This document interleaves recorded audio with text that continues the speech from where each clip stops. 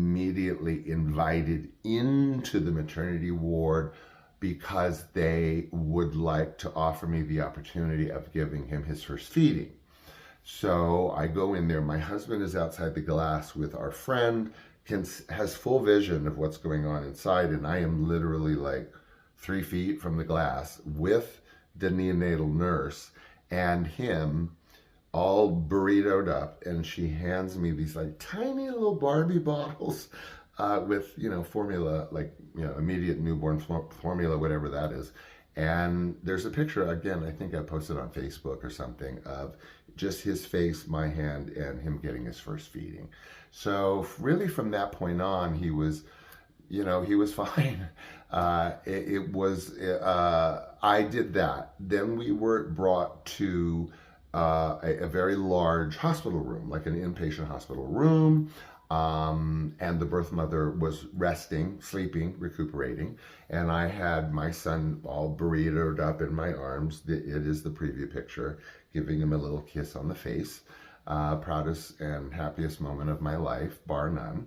And then it's kind of an assumed in and out. You don't expect any kind of inpatient overnight unless there's some sort of complication, or unless you have lots of money and you just want a kind of like 3-day vacation in the hospital and you can pay for it.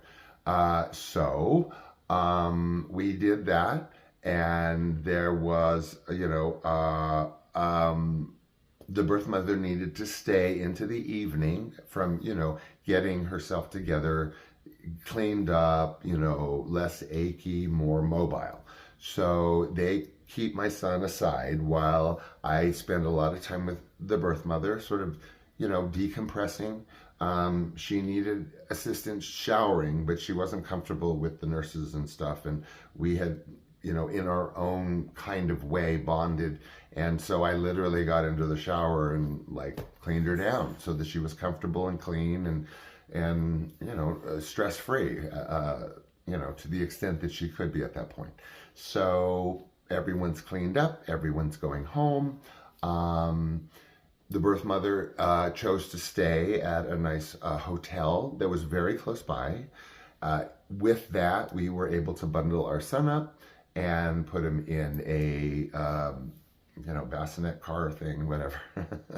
I've already forgotten what they're called. And bring him straight home. And then at that point, my husband and I slept on the living room floor for a month, basically every little gurgle waking us up out of a dead sleep, like Shirley MacLaine in terms of endearment, waking the baby up to make sure that it's still alive. So after you do about 3 weeks of that, you sort of like get over the whole like post whatever. No postpartum, no depression or anything. Just, time to buckle down. And believe it or not, for you prospective parents, before I bring us to conclusion, the infant part, the newborn part, the early baby part is the easiest part. Just remember that, okay? And this is corroborated by other parents I know. You have full control. You are the yes, you are the no, you are the location, you are the placement, you are the schedule, you are the timing, and it is at your convenience within reason. That goes away at 4, okay? So just, it is a galactic, cosmic, eternal connection that you are choosing to make. Choose wisely. I had waited since I was 9 years old for my son, and I can die happy. So, not to be like morbid or maudlin, but there you go. That's A to Z, I promise. Entrance to the hospital, arrival at home. So, not much more to tell for now. Other components of my later years are forthcoming, and any story to tell about my son is his own story to tell. So there will be no books about him or any shows about him in particular. Anyway, thanks for tolerating my story today and letting me share an info dump on you. And I hope I didn't go over too much, but nonetheless, I love you, and take good care of yourself, promise. And take good care of those you care about, promise.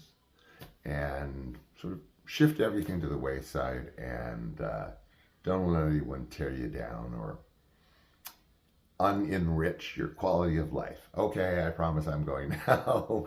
Bye.